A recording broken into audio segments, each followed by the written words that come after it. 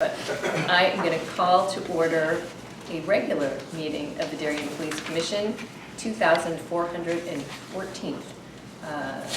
First order of business is acceptance of minutes of May 20th and May 27th. I'll rely on you to second. Yep. Yep, second. All those in favor? Aye. Chief, Aye. Okay, we have our secretary. Please note for the record that we have our third commissioner via telephone. Correspondence, Chief. We have two letters here. One that I received from the Norwalk chief thanking us for assistance with the Blue Plan activation on Sunday, May 16th. We sent folks over there. They had a serious incident. It turned out to be a murder-suicide. The Blue Plan was activated, and our officers, Officer Nair, Cusano, and Schwenger responded to Norwalk to assist. So that was a thank you from the chief of Norwalk. We yesterday, or 2 days ago, received a call from a landscaper out of Newport, Rhode Island. He stated on Monday, June 28th, he was bringing materials to one of his clients on Highfield Lane here in Darien when he noticed his truck would not clear the railroad bridge on US 1. Thankfully, he did not try to get under the railroad bridge on US 1. So he found his way to Cherry Lawn Park, which is probably not the best place to find your way to, but Officer Neil Nair responded there after he contacted us looking for assistance. We were able to escort him to his location, and he took the time to call in and thank us for our service. And I'll just add one thing here, which is not on the agenda. I did receive from a neighbor of mine, a local resident, that Officer Cusano, who's mentioned again here, treated him with a lot of respect in a very difficult situation, along with the other accompanying officers. He said he was the lead officer there, so certainly send him our thanks next time we see him. Always nice to have a long correspondence section. He's very complimentary of it. Okay. Captain, department activity? Yes, this report is going to run from May 19th to yesterday. Unfortunately, it's lengthy. Kind of plow our way through it here. On May 26th, a 43-year-old Darien woman was arrested for violation of protection order and assault third for her role in a domestic violence incident.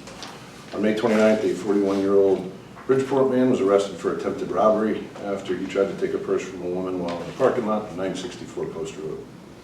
May 30th, a 56-year-old Darien man was arrested for disorderly conduct for his role in a domestic violence incident. May 31st, a 48-year-old Darien man was arrested for disorderly conduct for his role in a domestic violence incident. Unfortunately, on June 3rd, we were dispatched along with fire departments to a house fire on Ridge Acres Road. It was determined that the origin of the fire involved an outdoor turkey fryer, and unfortunately, the residents sustained severe damage. June 4th, at approximately 11:15 p.m., this agency received an anonymous report of numerous vehicles turning around in the driveway on private property in the Norotan section of Darien. Officers checking the area located numerous individuals consuming alcohol on a small private beach. It was determined that 9 of the individuals that were consuming alcohol were under the age of 21. These subjects were issued infractions for this violation and released to parents. Of the 9 individuals cited, 2 were from Darien, 3 were from Greenwich, 2 were from Riverside, 1 was from Coscow, and 1 was from Bronxville, New York. Sometime during the overnight on June 6th, fishing equipment valued at approximately $4,000 was stolen from a Darien resident's boat, which was docked at the Darien Boat Club. On June 5th, a 41-year-old Darien man was arrested for disorderly conduct, interfering with an emergency call, and unlawful restraint for his role in domestic violence incident. Sometime between June 1st and June 2nd, the pride flag was removed and stolen from the flagpole at Pear Tree Point Beach. On June 6th, the catalytic converter was removed during the overnight from the parked vehicle at a business on Camp Avenue, and this seems to be an ongoing problem again lately in the tri-state area. On June 6th, the Center Street business reported that numerous employee lockers had personal items stolen from them during operating hours. On June 9th, a 22-year-old Darien man was arrested for disorderly conduct for his role in a domestic violence incident. On June 10th, the same subject was arrested again for violating conditions of release, stemming from the initial arrest and for failure to appear in court.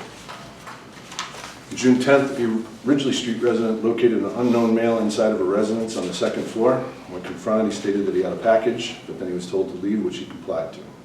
The subject did not take anything from the residence and was last seen slowly driving away in a gray BMW. This incident remains under investigation. On June 14th, a 30-year-old Norwalk man was arrested for DWI after he was found asleep behind the wheel on Norotan Avenue at approximately 6 a.m. During the overnight on June 16th, 5 60-inch tables and 75 folding chairs that had been rented were stolen from the St. Luke Church property. The value of the stolen items was over $4,000. On June 17th, a 32-year-old Stanford man was arrested for violation of protective order stemming from a previous domestic violence incident he was involved in. On June 19th, a 62-year-old Wilton man was arrested for DWI after he was involved in an accident in a parking lot at the Roten Heights train station close to midnight. On June 22nd, a 36-year-old Bridgeport woman was arrested for violation of protective order stemming from a previous domestic violence incident she was involved in. On June 23rd, an Overbrook Road resident fell victim to a phone scam in which an unknown party claimed to be representing a power company, indicating that the resident had overdue electric bills. The resident sustained a loss of approximately $500.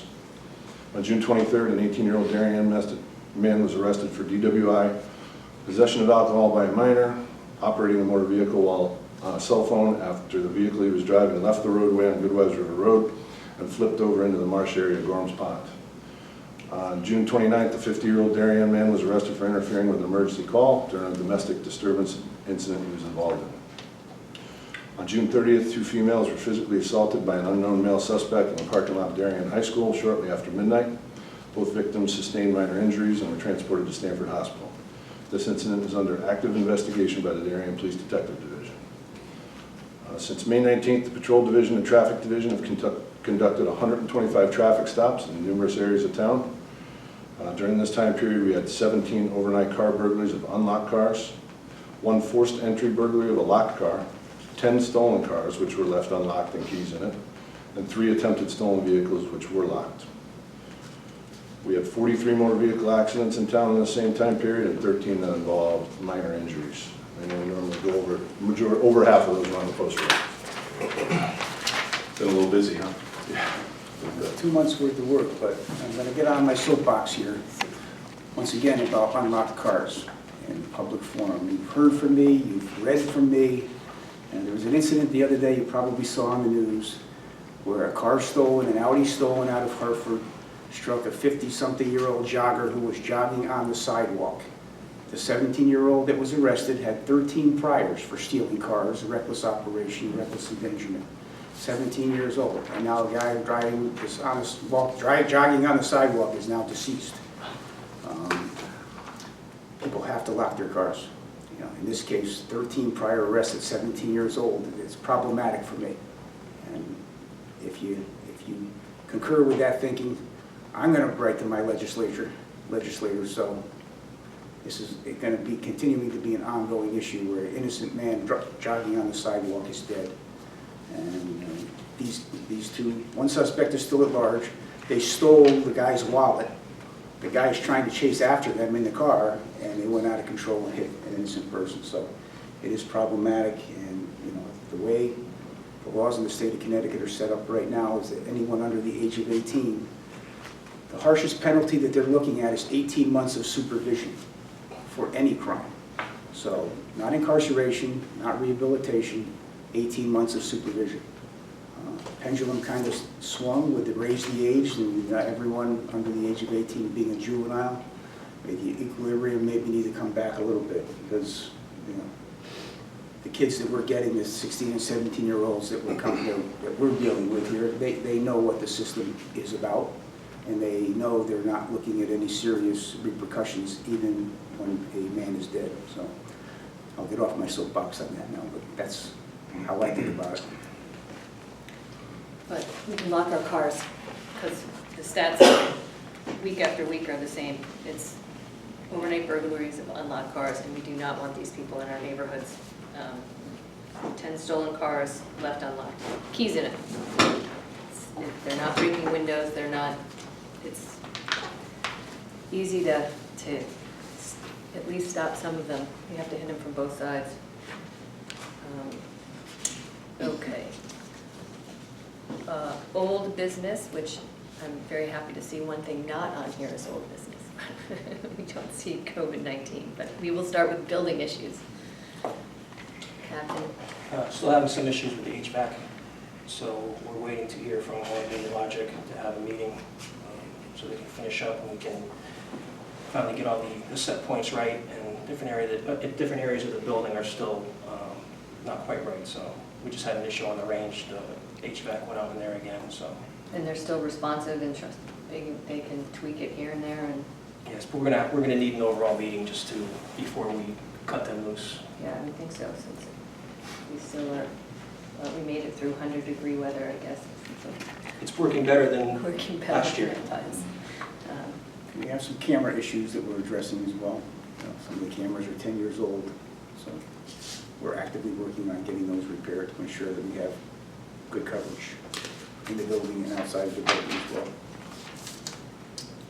Yeah. Okay, entry level update. We are about to hire one lateral officer from another department, and we are in the process of trying to get another candidate from the entry-level pool. Having a little difficulty with that right now with one candidate, and we're gonna need a meeting, another commission meeting to interview 2 other candidates. There's an academy in September. I was gonna say, the next academy is September. Yeah, Do we have a spot? We have a seat, but it's But we need to fill. gonna become very tight to get someone in there at that point, if it's an entry level, When is the next academy? January. Okay. We shall get on that and hope we can. All right. Dispatcher update? The chief and I had a meeting with the HR director and the town admin, and it looks like we're going to go forward with hiring one August 1st, possibly a second, and possibly maybe 2 more in October if we get approval for that. And the thought process there is that we were budgeted to start bringing in dispatchers, the 3 additional midnight dispatchers in January. January, right. The HR director and the town administrator are in agreement that we have a good cadre of candidates, and they don't want to lose, it's been difficult to find qualified dispatchers. We found them, but it's not like we have hundreds of people to choose from. So when you have a list of 3 or 4 or 5 people that you definitely want to hire into that position, we're going to work with them to see if we can perhaps get them in a little earlier rather than wait till January. And we probably would bring them in, where we can train 1 or 2, get them going in, and bring in another 1 or 2. So that's a work in progress. But we do have viable candidates there, which is heartening for me that we have candidates to choose from to bring them in. No, I agree. The labor pool these days in lots of areas is tight, to say the least, so I'm glad we have good candidates. Okay. Any other old business people can add on? It's a regular meeting. No COVID, no nothing. That's super exciting. Okay. New business. We have a long list, but we're going to start with traffic issues, specifically Holmes Avenue. Who is going to start? We do have some residents here. I mean, if you guys want to state anything, we did receive everybody's letter. I want to assure you that the commission read each and every letter. The command staff that's here, all 3, have read everybody's letter as well. I think we've met in person as well, along with David Martin, our selectman, and Jamie Stevens, our first selectman as well. I know that you're still pursuing other things with Ed Gentile, on that end as well. So at some point, I'm sure you get some answers there as well. I know Jamie responded to you yesterday also. So if you want to have any comments, maybe limit it to 2 minutes, feel free. Otherwise, we can just start on this end. And, Captain, maybe you can just go over, we did 2 speed studies there, which I think was a total of maybe 30,000 cars. Maybe you can just summarize what the speed studies tell us about traffic there. Sure. So the first study was done during COVID from October 23rd to November 13th. And 16,886 cars passed the JMR device. Showed the average speed was 25 miles an hour. The 85th percentile was 31 miles an hour. And as I spoke at the last commission meeting, when the state was to do a traffic study, they would rate the speed limit, or recommend the speed limit be what the 85th percentile is. So the 85th percentile was 31 during that study. The second study June 2nd to June 16th, 12,211 cars, average speed 24 miles an hour, and 85th percentile was 30 during that study. To me, you can interpret data different ways. Data's data, but to me, it doesn't show that there's a speeding problem on Holmes Avenue. There's definitely perception of a speeding problem, but what the data tells me is it's not a speeding problem. So let me, just with that being said, I think it's helpful to just understand what the actual data was, right, from the GenMR system that we just spoke about. Some of the letters from the residents also address, I know when your road got paved, I don't know how many years ago, there's a double yellow line on there right now. So to me, I know that happened on my block. I was disappointed to see a double yellow line. I had a cup of coffee with the chief at that point in time, which was very helpful. He's very knowledgeable. So maybe chief, captain, maybe you can talk, maybe address the double yellow line and, for roads going forward or what we've been doing. Sure, The state, rather. I'll be glad to explain that. Connecticut, about 10 or maybe 12 years ago, signed on to be an MUTCD state. The DOT recognizes the MUTCD, and all local traffic authorities are required to follow the recommendations. So it's the Manual on Uniform Traffic Control Devices. It is a national standard. Right? If you are an MUTCD state, you are obligated to follow that. And they changed the regulations for roadway markings. If you have a center line, it must be a double yellow center line. A single center line is no longer compliant because the traffic experts, and I'm not a traffic engineer, I don't have an engineering degree, but the experts who do this full-time for a living say that that's a point where people don't know what that means. Now, whether you believe that or whether you don't believe that, that's what the traffic engineers say, that a double yellow line, as a national standard, people know that you can't cross over that double yellow line. I get it. A lot of people think it makes it look more commercial, or it makes it look something that a single line does not. When we resurface roadways, and the DPW resurfaces roadways here in the town of Darien, if there's a single line, when a roadway is resurfaced every decade or every 20 years, whatever, they get resurfaced, a double yellow line goes in where a single line was before. And that is because we follow the MUTCD. So in line with the MUTCD, one of the things that was also brought up in the letter today, I know I've addressed it with one or two of the residents, I think two of them are here today, was the call for a stop sign there, right? There's one on Intervale, but the request for another stop sign on Holmes Avenue. And I think you have some of the language there as well from the MUTCD, but can you address that as well? Maybe a stop sign, if we were to add an additional stop sign? The MUTCD is very clear that stop signs are not used, or not designed to be used for to control a speeding issue. It is for conflict between intersections. And you look at the data there of how many potential conflicts you could have at Holmes and Intervale.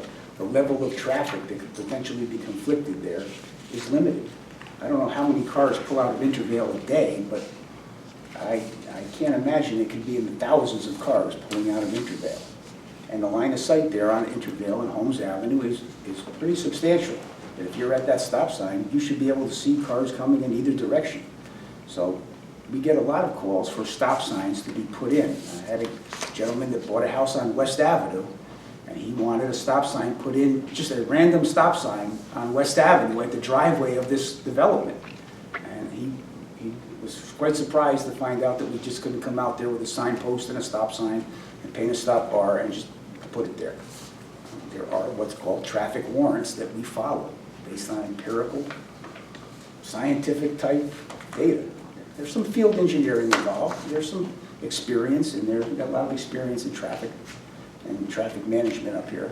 It's not all a 100% science. There is some art to it, and we try to be reasonable when we make these decisions. Anyone who's dealt with me knows that I like to say yes, and I like to keep residents happy. And I like to, when it makes sense and it's reasonable and it's fiscally responsible and it helps it, we do it. But that doesn't mean that we do it just because it's asked for. The only other bullet based on the letters that I had for today, at least for today's meeting, we want to hear continued feedback from the residents, of course, as well, everybody up here, was the speed limit. And, I know that we have the ability to do that, with the change in legislation, but Captain, I think you just had addressed that based on the speed study. So I don't know if anybody has any additional comments there. Well, the chief and I, we talked about it. We're inclined to keep the status quo in town with the speed limit signs. There's streets in town that are grandfathered that have 20 as a speed limit. We still get complaints about speeding on those streets. Edgerton, Andrews Drive, just to name a couple. Like I said, if the state came in to do a speed study on Holmes Avenue, they would probably recommend that we raise the speed limit to 30, which we wouldn't have to do, but that would probably be their recommendation. If they did another speed study for 3 or 4 weeks and the average speed was 25, 24, and the 85th percentile was 30, they would probably recommend we raise it to 30, which we wouldn't be inclined to do. Even if they didn't come back with a recommendation for raising, it would probably say, we do not recommend that you lower it from 25 to 20. That would probably be their verbiage, that we would not recommend. How many roads are left with 20? That's The problem with the 20-mile-an-hour zone is a lot of this too is driver behavior, and people drive at a speed that they feel comfortable. correct. And that's not always reasonable. We grant that. And just to preface this, on any street in town, any street, people are driving over the speed limit, some more than others. You're never going to gain 100% compliance. It's an impossibility. No one on any street is going to always drive the speed limit or under. Right? You drop that speed limit down to 20, you're creating just many more scofflaws that are going to go over the speed limit. So people seem comfortable driving on the street at 30 miles an hour. I'll just mention, I know we spoke to the residents as well about fog lines, which, do have a positive impact, I would think, but there's a negative maybe to the community there as well in terms of, the looks of the community, making it look a little more industrial. That's something that can certainly be revisited. I would encourage you, if your neighbors are interested in that. I don't think they were. But the last thing, I guess I'll just bring this up as well. I think we've addressed it, but regarding speed humps, I think a concern there is obviously diverting traffic to other areas, in the community back there. Does the speed studies, the two of them, the 30,000 vehicles that come by, would that suggest that it would warrant a speed hump, even if we were to do it outside of emergency vehicle concerns there? In my personal opinion, this is just my opinion, and I could be overruled by the police commission. Based on the speed study and this data, I personally wouldn't recommend them. Right? In my email that I sent to a resident in town that got filtered out to other residents, I think it was a little misconstrued of what I was trying to explain. I'm trying to do this with an eyes wide open type of perspective, and I've been here a long time with the police department. We have speed humps in other locations in town, and I simply relayed all of the complaints that we got from residents that already had speed humps installed. And I've taken those phone calls personally as a sergeant and now as a captain. We get complaints of people still speeding on some of these streets that have speed humps, complaints of people speeding between the humps. We get complaints of the noise of the cars accelerating before and after the humps. We get complaints of the noise that some vehicles make going over the humps. Those are the complaints that we get. Not all, but we've had some residents on Old Kings Highway South that have speed humps there that asked for them to be removed. I had a resident on Birch Road, they asked us to put an additional speed hump because cars were speeding between the humps. As the chief spoke, from an engineering standpoint, you just can't simply plop down a hump wherever you want. It has to be a certain distance in between the humps and between the intersections. There's an engineering requirement where those humps are placed. So I had explained to the woman that we just can't plop a hump there for her. So I just wanted to make residents aware that it's not the panacea that you think it is. Sure, it will calm traffic, but there are also other things associated with the humps that come along. In full disclosure, now, if you surveyed the whole street, the entire street, and just about every resident said, we want speed humps, let's do speed humps. But I'm telling you, this is what can come along with speed humps. And it's also not just the hump, it's the signage that goes along with the speed hump. And one resident is going to have the hump in front of their house. Is that, Yeah, understood. right? And additionally, the one thing to think about for your fellow neighbors as well, if we ever did go down that path, I'm not sure if the data warrants it, but number two, if it diverts traffic, right, then it could potentially be an issue on neighboring blocks. So something to think about. And again, we're happy to meet with the neighbors once again, come back to your house, or meet us here at the police department and have an interactive conversation about it. We certainly have all this, I mean, people are here, you're more than welcome to, if you want to. Can I just ask a question You before sure a can. comment? We're talking about the data. What is the 80, when you say 85% is at 30 miles an hour, well, can you just explain what that means and why that's should be a comforting number for us? You mentioned people feel comfortable driving at that speed, but does that necessarily mean they're driving safe down a road they haven't been down? What does that mean? The 85th percentile is the data traffic engineers use, that 85% of the people are driving at that speed or under. That's the 85th percentile. And from whatever information they have in their studies, is that's a safe speed for Holmes Avenue? Yeah. Traffic engineers, that's not the only thing that they use when setting speed limits. That is the predominant data that they use, because they do give deference to most reasonable people. They think most drivers are reasonable and are driving at a speed that they find comfortable and safe. So they do give weight to the 85th percentile. Again, I'm not a traffic engineer, but I've watched traffic for decades. I'm a pretty good judge, and I do this all the time. I drive in Darien a lot, and I catch myself looking down at the speedometer saying, I think I'm driving a safe speed. What am I going? And sometimes I surprise myself. I'm in a police car, right? And I tell the story often that I was on Middlesex Road, and I made a right turn onto Denhurst Place, and I was going about 10 miles an hour because I was on patrol and I wasn't in any hurry. And a kid came out of a driveway on a bicycle, and if someone had been going 20 miles an hour, they would have hit that kid. It can happen. It can happen on any street. My prayer and my hope is I never have to pull a dead kid out of a car or do CPR on a kid ever again. Right? I've done it. I hear you loud and clear. We've all done it. We've been there and we've seen it, and we don't want to see it again. But it could happen on any street. And you name a street, and I can tell you that I've been on that street where people have been hurt, either pulling out of driveways or coming out of on a skateboard. It happens. We hate to see it happen, but it happens. If you could just allow me to tell you one anecdotal story here. And this is kind of the things that the police department finds a little bit ironic, but let me just tell you just as a point of. So we have two streets in Darien, A and B. We've had a gentleman that we've been dealing with about speeding on his street for, I think since I was a lieutenant, and that's been a decade. And we've been, I think, very responsive to his requests with bollards and enforcement and showing the colors there. It's a 25-mile-an-hour zone, and we have gotten some people that are going 45 into that neighborhood. We have.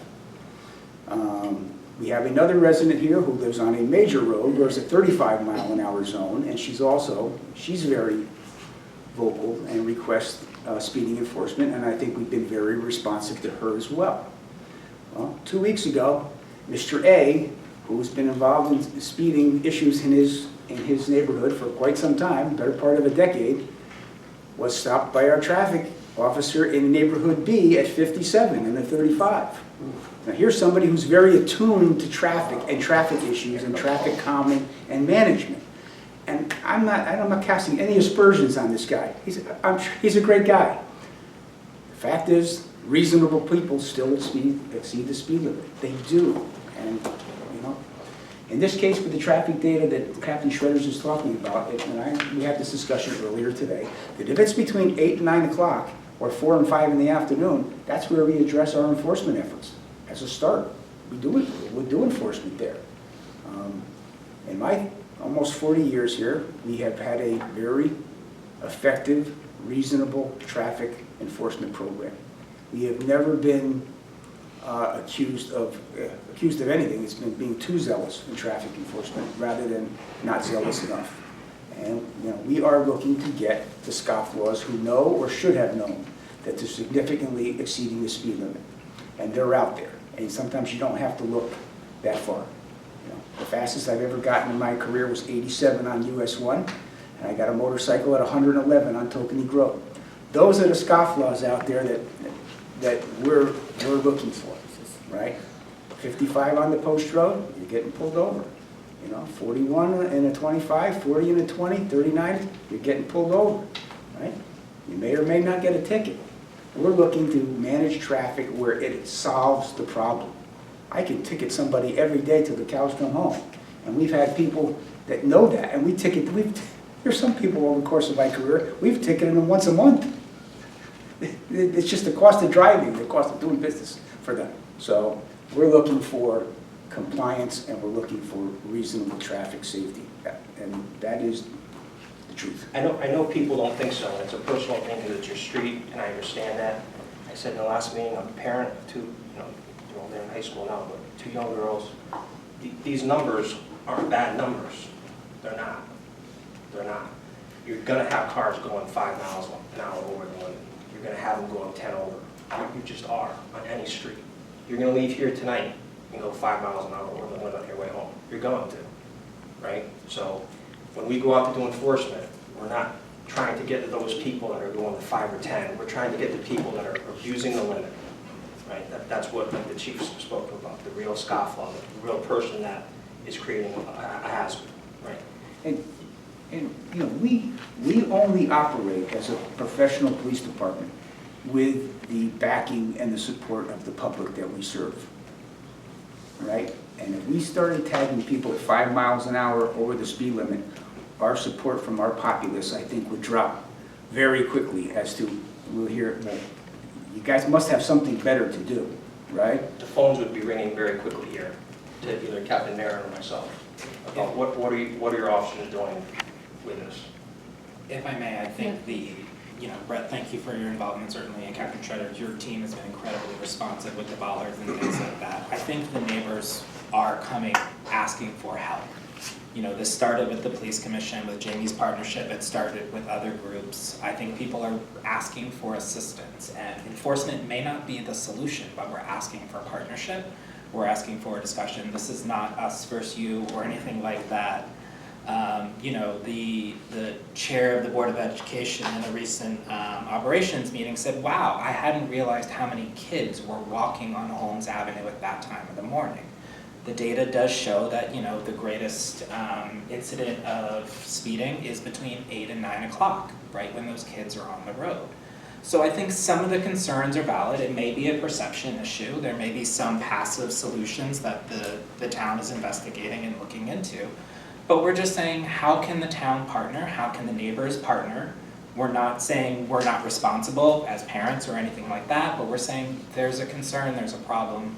How can we all work together, have that collaborative environment to address this? And if Jamie's group kicks it off, it becomes a town-wide thing. It helps understand what's going on. We've always said that anything we do on Holmes may negatively impact Abby, and therefore it was all agreed that it was kind of its own little ecosystem, and that we were asking that it be looked at that way, because we don't want to impact Abby, we don't want to impact Stanley. I think the other thing the neighbors are really seeing is inconsistent applications, and some of those may absolutely be historic. Some places where there are stop signs, it doesn't follow the rationale you just said. Some places where there are crosswalks, they don't even connect sidewalks, they just connect streets.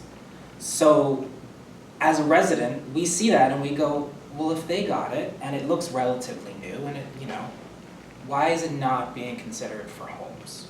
So it's partly education, it's partly collaboration, but consistency is just not there, and it's unfortunate that we're coming to the table at a point when it seems like some of those decisions or opportunities have already been established. Jamie and team also created a very long list of what ifs, how can we, what are those passive opportunities? So this was really also meant to allow the town, not just the police commission, so I do apologize if you feel like it's all fallen on your shoulders, to think about pedestrian safety, to think about moving this forward. So you guys are certainly one group. Jamie has engaged the Board of Education, Department of Public Works. David has been here to help partner in, with the Board of Selectmen. So we're open to it, and we're just hoping to have that dialogue to come to a reasonable solution. We are not trying to give anyone a headache or create more traffic or more problems for Captain Shredder. So please understand that is the context we are coming to We the hear you table. loud and clear.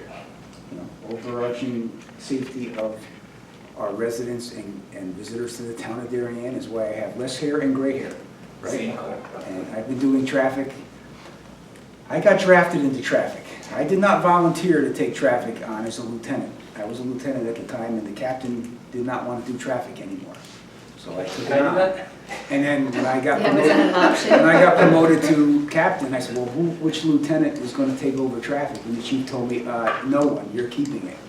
So here I sit, and I'm still involved in traffic. And like I said up top, we like to say yes, we do. We want to keep people safe, and we want to be seen as an organization that is helping our residents achieve what they want to achieve. I think unfortunately the perception right now is that everything we are asking for, we're just being told no.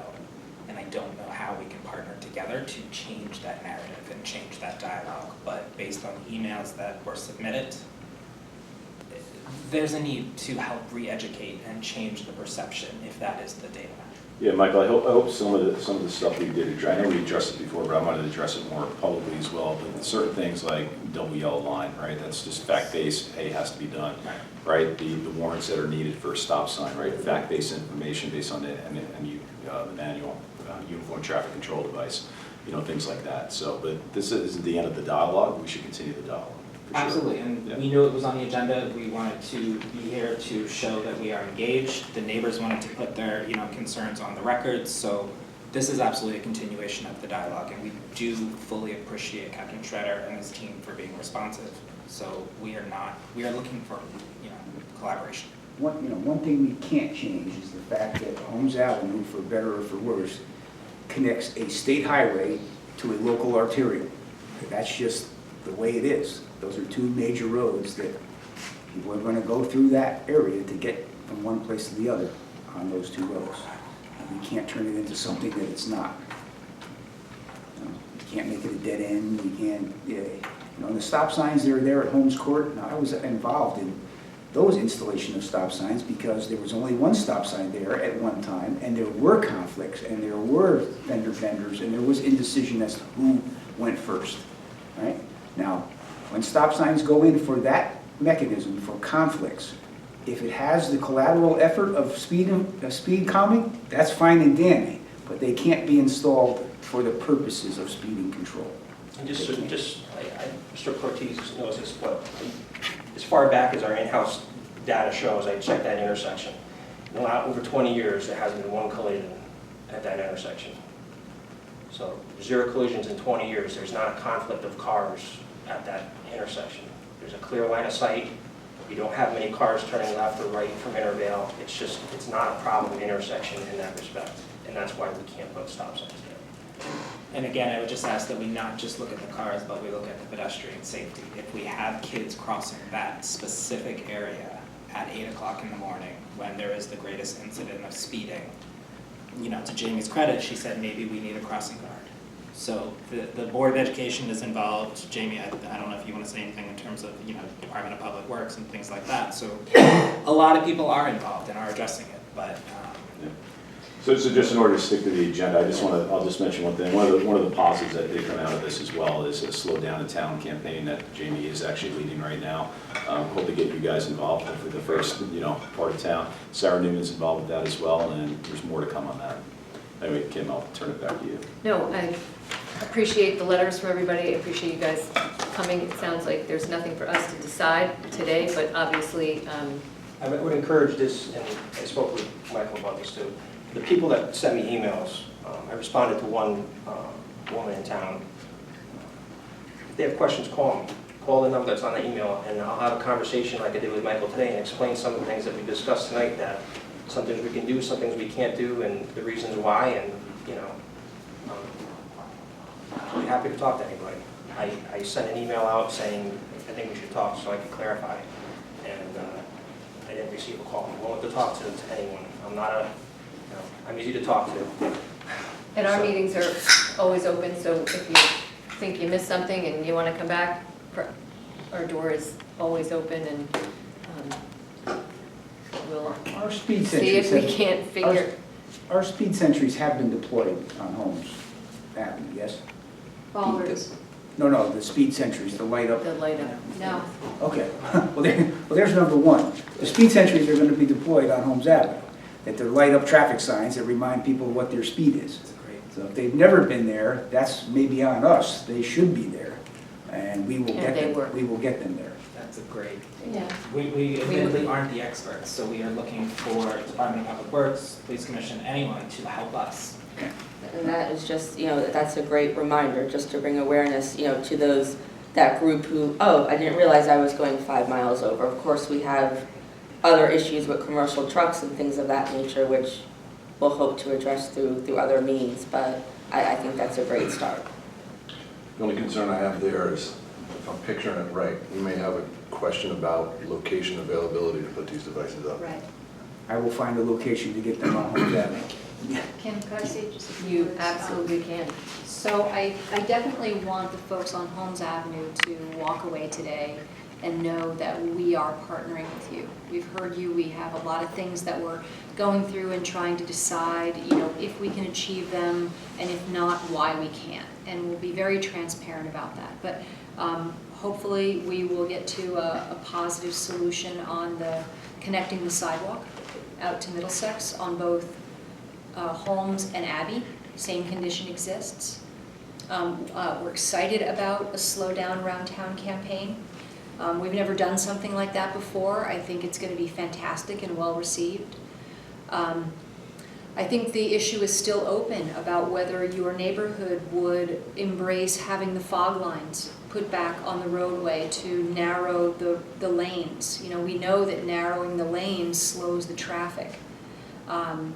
But as Brent said, it creates a little bit more of a highway feel. So everybody on Holmes Avenue would have to agree to that. And if in fact, everyone on Holmes Avenue wants us to reconsider speed humps, it would take everybody on the road agreeing to that. So there are things that can happen. And I certainly can't adjudicate the viability of a crossing guard. That would have to come with information from the Board of Ed about how many kids cross at any given time and where they cross.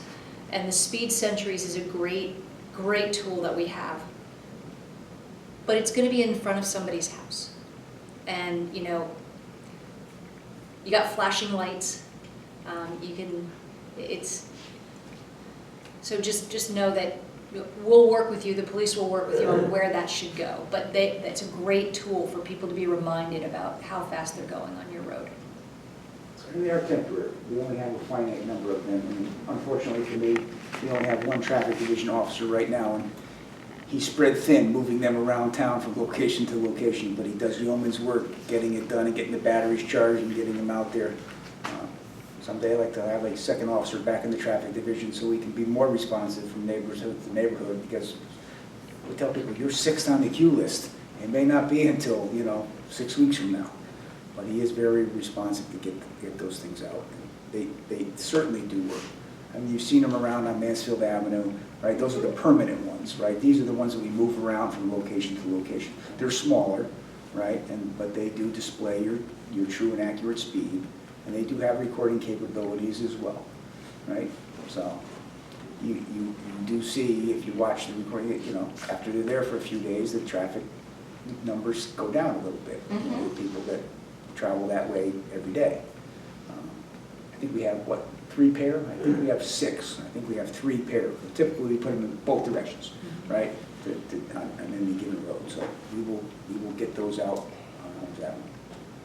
Even if I have to have, request the DPW to put in some temporary U channels or something to mount them on, we'll get them done. Thank you. Thank you. Other traffic issues that anybody wants to remind you guys traffic? Trucks on We're here about This- to, correct. It is not on the agenda, but it's a regular. Yeah, no, they're here. Hey, Michael, one thing for you guys to consider with that crosswalk, remember, Captain Trevor's will tell you that will limit on-street parking here as well within a certain footage. Just keep that in the back of your head. We don't need to talk now, but And all of this was, once we have all of these options, we were going to come together again and discuss them, so. If you Mike, are you gonna take the floor? If I can. You certainly can. Okay, so to put in context, we were here, you weren't here, Brent, but we were here 4 years ago. Kim was here. And this is about Tokenique Road. So Tammy and I are commissioners for the 6th Taxing District, which is the local government of Rowayton. And we've been involved in the whole saga with Route 136 and the no-through truck designation that currently exists. We partnered with Darien to go to the State Traffic Commission. So the history, quick history here is in '84, there was a consent decree in federal court. They were supposed to keep trucks off Route 136, and nothing was ever done about it. So the town of Darien and the city of Norwalk partnered. We went to the State Traffic Commission, and after 2-year, process, they finally did apply the no-through truck designation. And if you look, the no-through truck designation is very technical, and I put it in this handout so you have it. It's by state law, but basically if a truck originates or stops or ends their journey in a town, it's not a no-through truck. So the example I would use is, there are a lot of trucks in South Norwalk, they're trying to go to Stanford, they get on Route 136, they're allowed to be on the Norwalk section of Route 136 because they started their journey in Norwalk. Where the violation is taking place is in Darien, because they're using Darien as a cut-through, and they're coming on 136 on Tokenique Road to get on exit 12, or to get off the highway or to get on it. So that's where the problem really exists. We've tried, to have inspections and to do things in the Norwalk section of Route 136, but our hands are kind of tied behind our back, and the no-through truck designation really has no teeth. Where it does have teeth is Darien. And so we're kind of here to let you know kind of what we see happening and asking for your help and for some enforcement there. So we're not traffic engineers, but we've had collected some data before. We recently just collected some data this week, but up to 14% of the vehicular traffic on 136 on Tokenique Road are trucks. And at some peak times, as much as 25% of the traffic are trucks. And then, just the other day, on Tuesday morning, within an hour, there were 17 trucks representing 13% of the traffic. How do you measure that? Is somebody actually We out just there stand going- there, we just as humans stand there with a piece of paper and count. And we took some pictures, which I have in this handout. And, this does, I think a lot of people who live on Tokenique Road are just resigned to it, that's what Tokenique Road is about. But there are almost 500 kids and 84 people who work at Tokenique School. There's 37 single-family homes along Route 136, and 5 businesses and 2 office buildings. And, I don't know if it was one of those Safe Routes to Schools grants, Jamie, that put the sidewalks, extended the sidewalks there along Tokenique Road.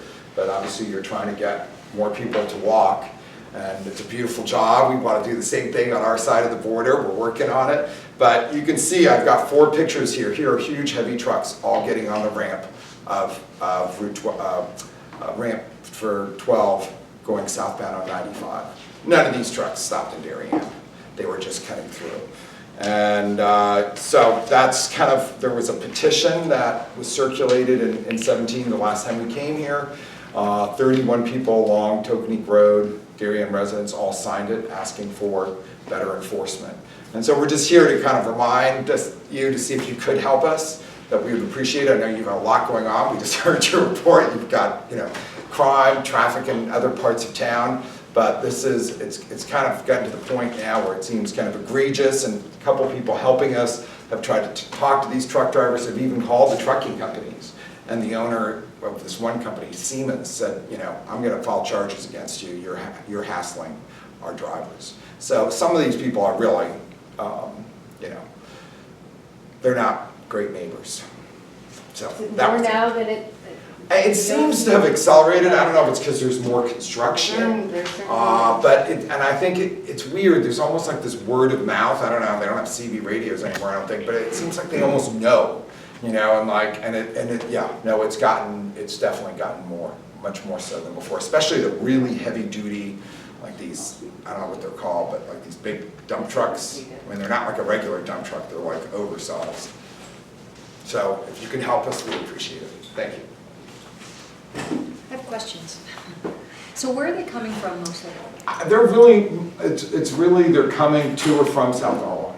South Norwalk, so are there any roadways in South Norwalk that would be along the routes that they travel to get from South Norwalk to 136, that you could petition the city of Norwalk to make a no truck route so that they would be rerouted onto 95 Right. somewhere else? We have been, so the whole reason, so Martin Luther King was built, that's why this consent Yeah. decree came about, was in 1984. You know, South Norwalk had always been an industrial zone, and they wanted to facilitate that, so they built, Martin Luther King didn't exist, and they built Martin Luther King, and that was supposed to take the traffic to 95 at exit 15. But, you know, it's a total jam there with everything going on, and the Route 7 connector and so forth, so the trucks don't want to go there. So that's why they use this way. So there was a lawsuit in '84, and the state said, oh yeah, we're gonna do something about it. But unfortunately, Jamie, the way, as I understand it, and these officers probably know better than I do, but as I understand it, even if you put a local no-through truck on, if that truck originates or ends their journey in that town, they can still drive through, even if it's like a residential road. And you can't put weight limits unless there's like a bridge or something engineering-wise that would require, you know, would not allow more weight. And so there doesn't seem to be in the code and in that manual, we've talked to Jim Travers about it, there's just nothing they can do. And really, these trucks, I think by and large, you know, they are in Norwalk. So there's some of the trucks skip going around 136 all the way around and cut across on Wilson Avenue. We have our Rowayton schools right there. It's these like blind curve, a hill, and you should see the size of these trucks flowing through there. And that is designated a local no-through trucks. But the chief, Kohalek of Norwalk Police Department is like, you know, Mike, they're local truck. You know, they're from Norwalk. We can't stop them. So that's why we've come to you, because you're the only people who can help us at the end of the day, the way the laws and standards are set. And also just to add, Jamie, I'm sorry, I can't see you around the post, but a resident has a contact at the state who's in the signage department, and they are going to give us some new signs, like the circle with the line through it with the truck, rather than just the English language written on it, and they think that might bring it back To put on the highway. Right, on the highway, but also on the roads coming out of South Norwalk at Old Trolley and Wilson Avenue where it goes up the hill. So it's a multi-pronged approach, even though it's not enforceable. The guys at the state like the idea of having more of those, so we're working on that right at the moment as well. Can you throw in some speed humps? There Not on are a state speed road. humps on Old Trolley, because they Trolley. go on Old Trolley to Witch to get to Correct. I-95 in both directions. So it's, and there does seem to be an excessive amount of the oversized dump trucks recently, because, you know, it's summertime and there's a lot of construction going on. And we fight the speed problem as well in downtown Rowayton, but that's not your problem. So Yeah. as the only, you know, person who was employed here in 1984, all right, I am very familiar with the consent decree and with the expansion of South Norwalk, and ultimately now with UPS and FedEx and other, I had to sit down there for weeks on end and count UPS trucks in the 80s or 90s. And we had hundreds of UPS trucks coming up, you know, 136. Now, just for some historical perspective, we've had 11 chiefs here, and I worked for 5 before I was the chief. 3 chiefs were adamantly opposed to posting 136 as no-through trucks. It was their belief that it's a state highway, and that was the most conducive road for trucks to come through Darien. Residents of Old Kings Highway North were quite surprised to find that under statute, we cannot post Old Kings Highway North as no-through trucks, because you cannot post adjacent roads as no-through trucks. You must give people in trucks a viable way through your town. You simply can't prohibit no trucks coming this way. So there's a little bit of yin and yang about 136 and trucks coming down there. 3 chiefs, when Chief Lavella was here, it was Chief Lavella, that's when we got the no-through trucks there. Right, that's when we went to the state. And it does impact Old Kings Highway North. And just to be clear on no-through trucks, when we do enforcement there, if that truck is manifested to Darien, they can use 136. Oh, for it. So we've had like, it's not, it does not require them to go under the federal consent decree to go the other way if they're manifested to Darien. Right. Now, if somebody wants to be duplicitous, the Entenmann's Coffee Cake man could deliver one coffee cake to a deli here in Darien, and it's on his list for the day. He can use 136, all right? Dump trucks that we have coming here, 'cause they go constantly down Old Kings Highway North. And the people say, what can we do about keeping these dump trucks? They're all coming from Darien. We had a project there on Edgerton Street, you know, when they were dismantling the, you know, old Hollow Tree School. And that is their best way, and their dumping spot is in Norwalk. They're allowed to use that back and forth 10 or 20 times a day. It is what it is. When we do enforcement, and we do enforcement on 136, and I only have one traffic officer right now, but the patrol division can certainly be tasked to do that as well. If we see them coming out of Norwalk, and we see them getting on entrance 12, that gives us reasonable cause to stop them and have the conversation. Sometimes we do find out they do have a stop in Darien. They are going to Long Neck Point, or they're going to a construction site and wherever, and that is the most efficient way that they can go. We don't really want them to come that way. We would prefer them to go on Martin Luther King and get on at 14 and use the highway system. Clearly, the less trucks we have coming up on Tokenie Road, the happier we are without impinging on their business. Right? So we can certainly, you know, at Captain Marin's division, we can certainly have enforcement out there with the traffic officer and do enforcement. And word probably gets out pretty quick. The officers are back out there again, you know, doing it. Can we put the variable message boards out for a little while I don't see any reason why not. after the 4th of July? Yeah. That'd be great.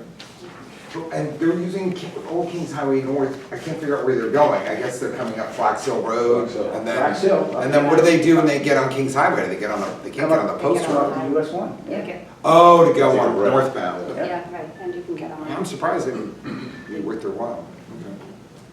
Depends on where they're coming from. There's some construction sites that one particular triaxle might make 20 loads a day Yeah.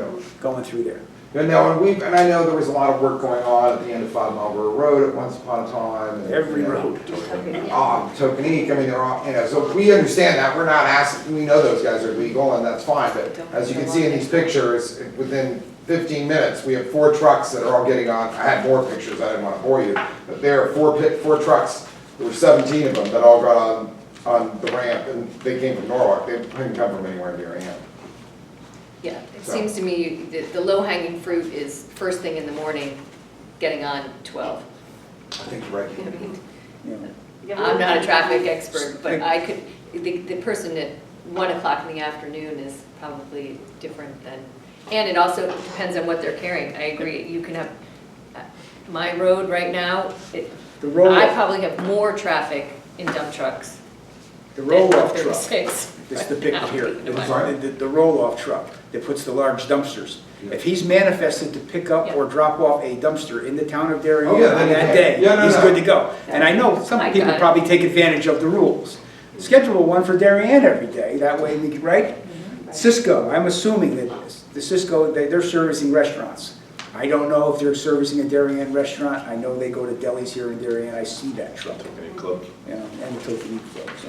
Well, we can, Well, anything you can do, we appreciate, thank you. those are ones that really, I don't mind sending our officers out there to enforce, because as a professional CDL driver, you should be following the rules.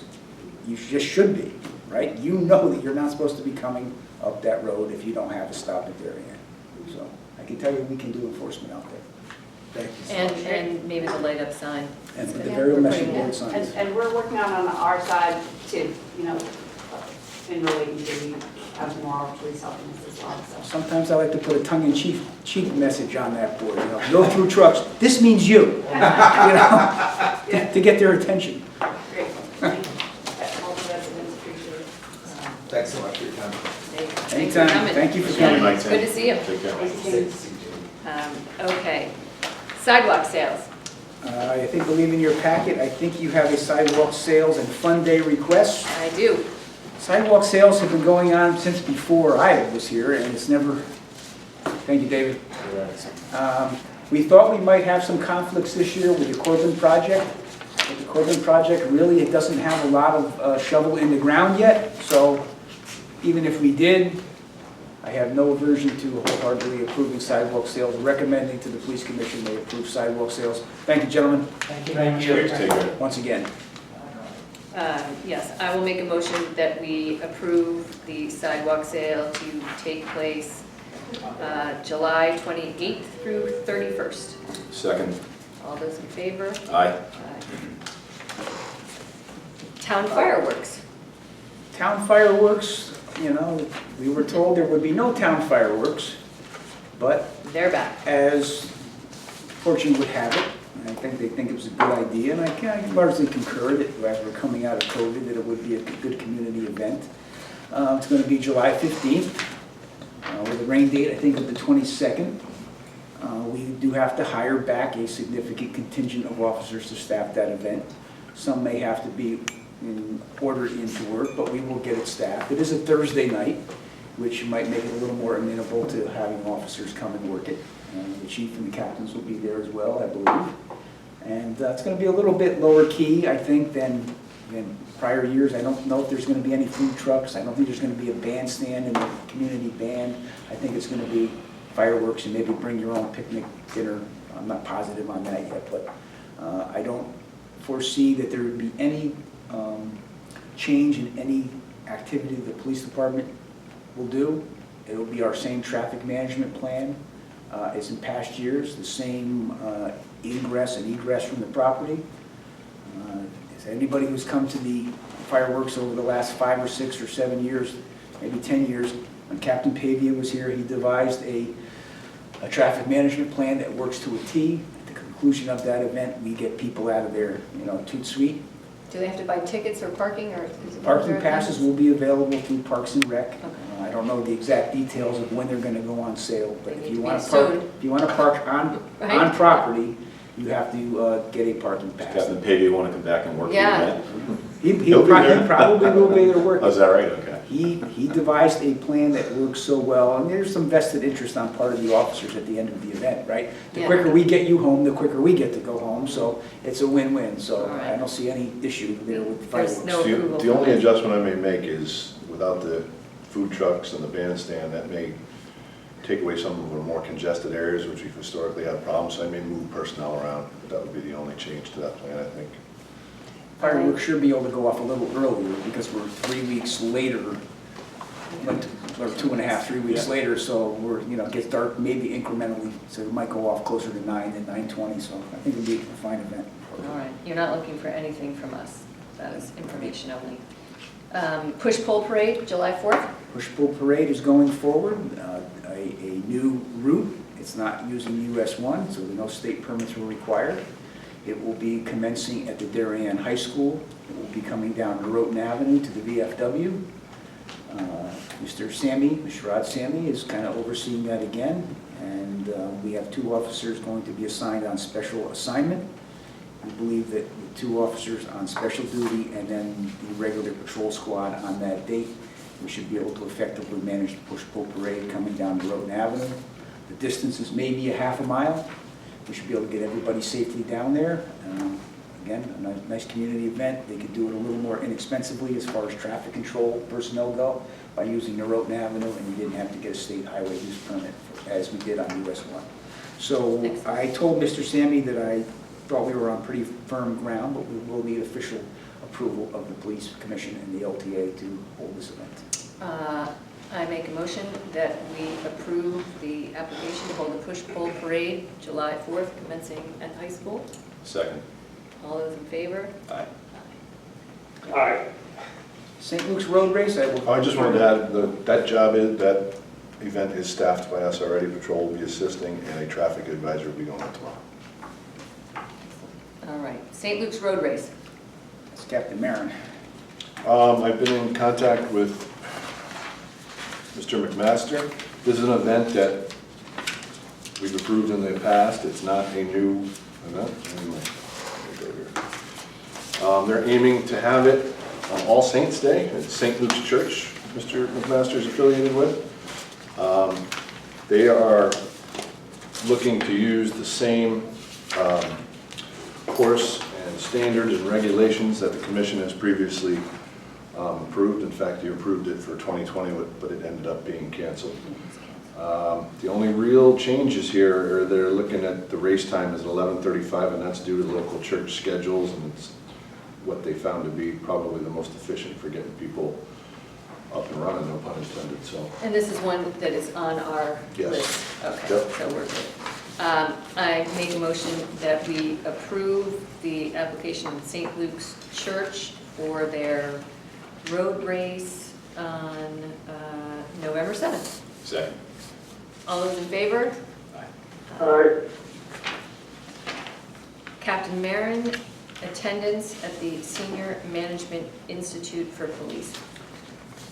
Okay, well, for many years here, usually mid-management and a lot of times it's lieutenants have been attending the Senior Management Institute for Police. It's put on by PERF, which is the Police Executive Research Forum out of Washington, D.C. This is highly regarded, intensive police management and executive training. And Chief Osborne had attended, and Lieutenant White, I believe, has attended, Lieutenant Hadema has attended, Captain Shredders, I can't remember, have you attended? Lieutenant Dygan and Matone. Typically, we send lieutenants to this. Captain Marin was Sometimes on the list and got promoted before. You Before he got to go. He's been on the list, and fortuitously for us, they are going forward with the Senior Management Because they're Institute for in Florida. Police. It's typically held at Boston University, and it's staffed by a lot of top-level instructors from Harvard and from across the country. You have a little thing in your blurb in your packet here. It is highly regarded, and this is designed much like the FBI Academy for the people that are going to be leading your police department into the future. This has been funded before from the Police Alarm Fund. I would recommend to the Police Commission this is very valuable training for Captain Marin to receive. I wholeheartedly ask that we fund this. It does not come at an inexpensive price tag, 3 weeks. The tuition is $9,950. We have airfare involved. I'm not sure if a car rental is involved. I would ask the commission to make approval out of the alarm fund to fund this 3-week intensive training class not to exceed the sum of $12,000. Sure, you know you're signing up to go to Florida in August. Yes, it's not Boston, it is Florida in August. I make a motion that we approve Captain Marin to attend the, I don't know exactly what it's, Senior Management Institute for Police. in Orlando, Florida, in August, up to an amount of $12,000. I second that. All those in favor? Aye. Aye. And as I always mention, and for the folks watching at home, I am very, very heartened and appreciative of not only the Police Commission's support of training across all ranks and all divisions in the department, but also the Board of Finance, the Board of Selectmen. This is truly an area where you get what you pay for. And Hopefully the FBI Academy next.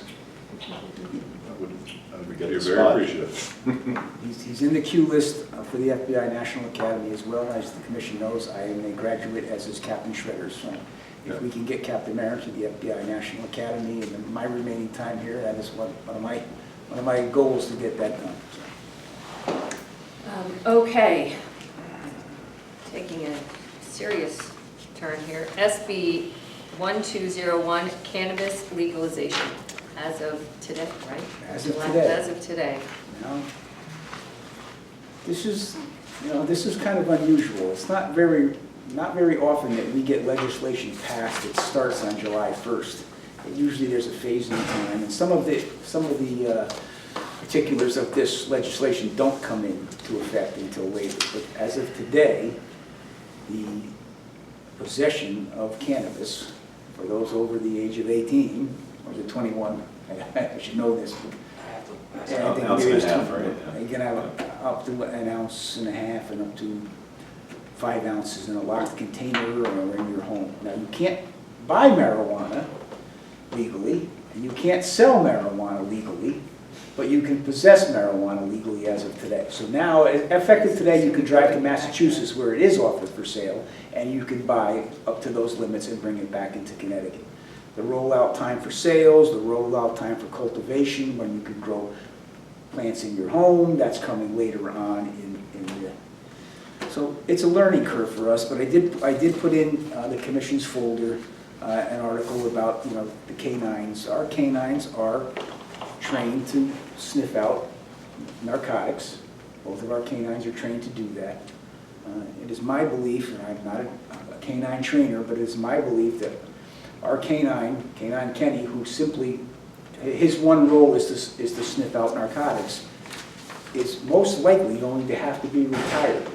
And the dogs, you can't really retrain them either. Right? Retraining It's is, difficult. I'm waiting for experts to tell me if, I don't believe, I haven't heard anyone tell me thus far that they could retrain a dog to no longer alert to the odor But of there marijuana. are limits.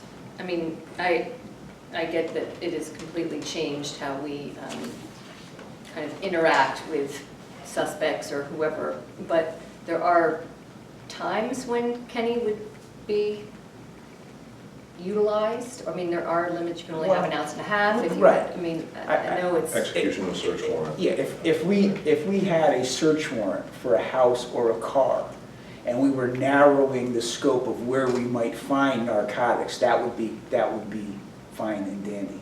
But stopping a car like we do now up until yesterday, and having the canine conduct a free air sniff around the car and alert for the presence of narcotics, Yeah, that's over. that's over.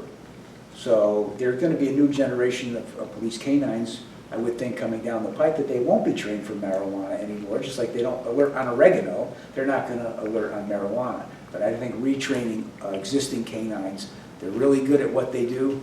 I don't think they can be retrained, but that remains to be seen. So that's further discussion we're going to have with the commission. Canine Argo, he has other capabilities, right? He's a tracking dog, and he has other duties that he can perform other than being narcotics. Just, I don't know who is watching. I know the legislation is brand new, so I'm not asking about enforcement, but there are clear limitations in terms of where you can actually smoke marijuana, correct? Yeah, It's it's not part like and you can walk parcel. down the post road or Yeah, anything like part that. and parcel of this, they brought in smoking to cannabis or tobacco, and they really have codified and narrowed. Like on a work day downtown Darien, you probably couldn't walk down US 1 between Sedgwick Avenue and say Whole Foods smoking marijuana, because it's within 25 feet of a doorway, a window, or an air intake. So no smoking of anything within 25 feet of any of those locations anymore. Yeah, when you read it, it's tight. Right. It's, So, you know. So you they- wouldn't be able to, in front of Starbucks, you wouldn't be able to partake of your coffee and something else. Yeah, I think it's important for people to understand that. This is new to us. This is new to us. Like always, we're going to be reasonable. We're going to take it step by step. We're going to get best practice, you know, from our state's attorney and from lawyers on probably both sides of the aisle coming down the pike as to how we're going to enforce this. I can't see the bigger cities. I don't know how they would even try to enforce marijuana smoking on a street in New Haven. I just don't see how they could possibly have enough people to even try to enforce that. But we'll take it as it comes. I'm not a proponent of the bill, but we're part of the executive branch. We're not legislative. We enforce the laws reasonably what the legislature comes down and gives us. So we will be reasonable, and we will be even-handed on this. Okay, stay tuned. I'm sure this will not be the last time this is on our agenda. Community Engagement Board, Superior Court? I wanted to bring this to the commission's attention, so you could just have some thought and some contemplation, and we can revisit back probably in our next meeting. Back when Chief Osborne was here, Rich Colangelo was the state's attorney for GA1 in Stanford. He started a community engagement board, which he wanted someone, at least one person on the board, and they met maybe quarterly, a resident of your town with the state's attorney through the Superior Court system, to get a non-law enforcement feel of what's happening in your community, what people are thinking about the criminal justice system, or good, bad, or indifferent. Dave Hawes, which was a resident of Darien, you probably know Dave. I understand now Dave does not live in Darien anymore. I think he may stay on the Community Engagement Board representing the town that he lives in now.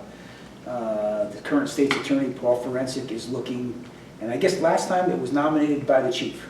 of who we wanted on the Community Engagement Board.